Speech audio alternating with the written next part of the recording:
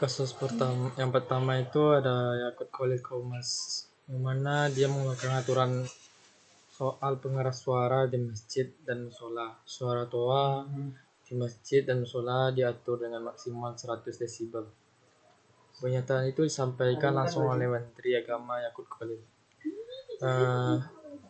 Usai menggelar rapat pertemuan dengan tokoh-tokoh agama Provinsi Riau di gedung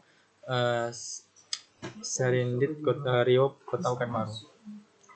Yakut menjelaskan bahwa pengaturan itu dilakukan dengan tujuan membuat kenyamanan masyarakat agar lebih harmonis dan mengkaitkan manfaat daripada ketidaknyamanan. Selain itu aturan juga dilakukan agar tidak ada yang merasa terganggu, agar niat penggunaan speaker sebagai sarana syiar agama dan yang tetap bisa dilakukan. Keputusan Menteri Yakut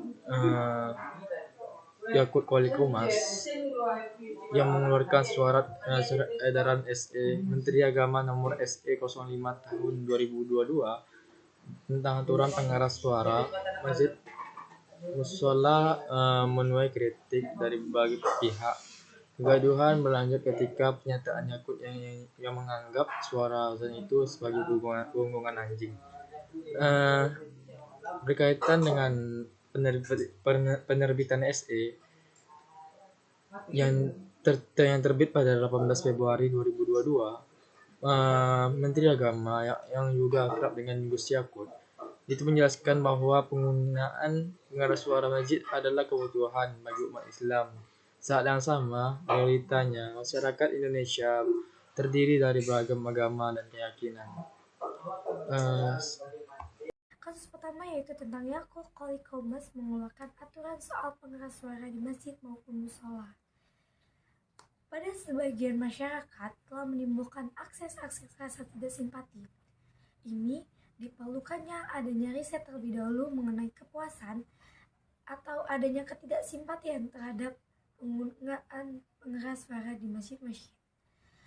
Beberapa presentasi masyarakat baik non-muslim maupun muslim yang memang terganggu dengan adanya pengeras suara di masjid, yang seharusnya bisa mempresentasikan urgensi dari bentuknya pembatasan dalam instruksi ini. Terkesan hanya opini semata dari Kementerian Agama mengenai ketidakpuasan terhadap pengguna pengeras suara, bukan secara dari hasil aksi Kementerian Agama, sehingga menjadi alasan pembuatan instruksi intelijen ini menjadi sangat penting. Oleh sebab itu, perlu adanya sebuah perubahan instruksi terkait pedoman penggunaan pengeras suara yang bersifat lebih umum dan memungkinkan untuk semua pihak. Selain itu, keberadaan instruksi yang sudah sangat penting dan lama ini tentunya membutuhkan sebuah riset mendalam terkait perubahan sosial yang menjadi sehingga instruksi tersebut tepat sasaran dan dapat dilaksanakan, bukan sekedar hanya formalitas saja. Baik, terima kasih. Kasus kedua, Pancasila adalah filsafat negara yang lahir sebagai ideologi kolektif atau cita bersama seluruh bangsa Indonesia. Pancasila dikatakan sebagai filsafat karena merupakan hasil perenungan jiwa yang mendalam yang dilakukan oleh para pendahulu kita yang kemudian dituangkan dalam satu sistem yang tepat.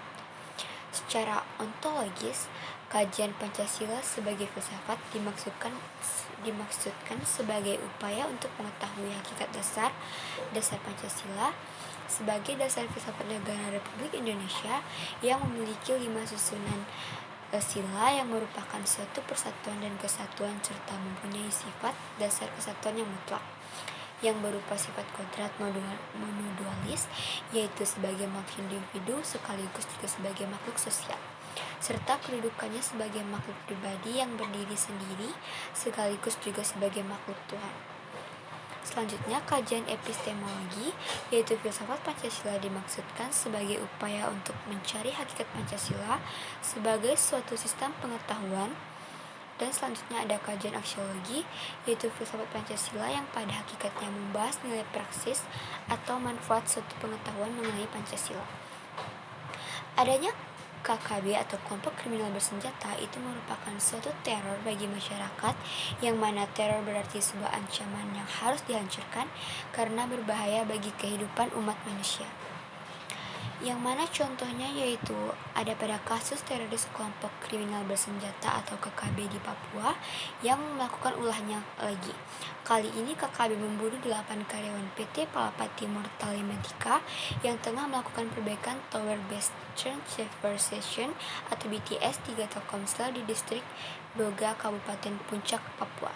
8 pekerja perbaikan BTS Telkomsel itu tewas dibantai teroris KKB pada Rabu 2 Maret 2022. Terorisme merupakan musuh bersama kemanusiaan karena tindakan mereka yang membuat orang lain tidak aman, tidak nyaman, selalu diselimuti rasa ketakutan dan mengacaukan sistem sosial dan hukum yang sudah mapan dianut bangsa Indonesia.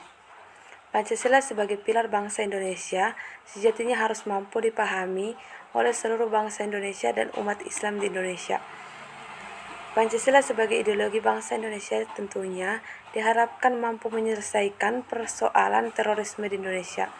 Pancasila adalah petunjuk pandangan hidup masyarakat Indonesia dalam bertindak dan berbuat dalam kehidupan berbangsa dan bernegara.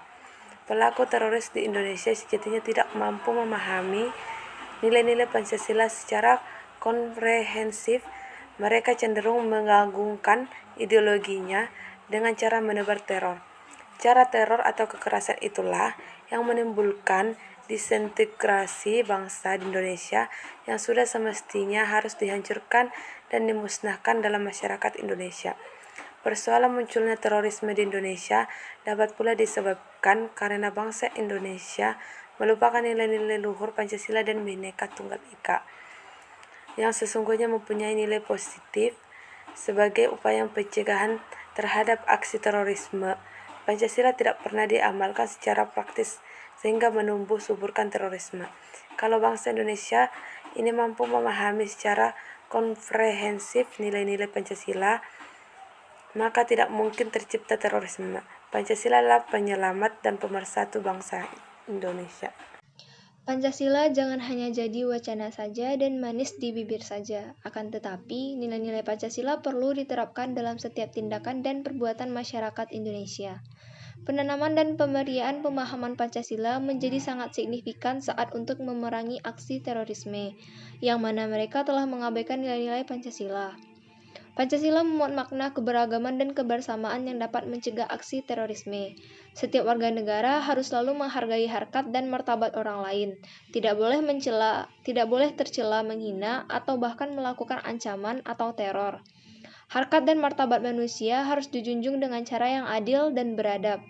Pengakuan atas harkat dan martabat kemanusiaan yakni kedudukan dan derajat yang sama, saling mencintai sesama manusia, upaya merajut rasa kebangsaan dan cara mengatasi persoalan terorisme harus dipererat kembali dengan mengimplementasikan sila ketiga atas Pancasila dalam kehidupan berbangsa dan bernegara, sehingga aksi terorisme dapat diatasi dengan menggunakan pemahaman atas yakni sila ketiga, yaitu mengedepankan rasa kebangsaan bersama untuk pemersatu dan kesatuan di antara warga negara Indonesia. Dengan demikian, di tengah merebaknya tindakan terorisme dan radikalisme, pemerintah dan kepolisian harus bisa mencegah para teroris agar tidak berkembang dan berulah. Karena itu, pada saat ini bangsa Indonesia harus melakukan banyak sosialisasi dan pendalaman, pemahaman, serta penghayatan dan pengalaman nilai-nilai Pancasila, menumbuhkan nilai-nilai rasa, kebangsaan, dan rasa kewarganegaraan Indonesia, harus dijadikan sebagai jalan memutus mata rantai aksi terorisme.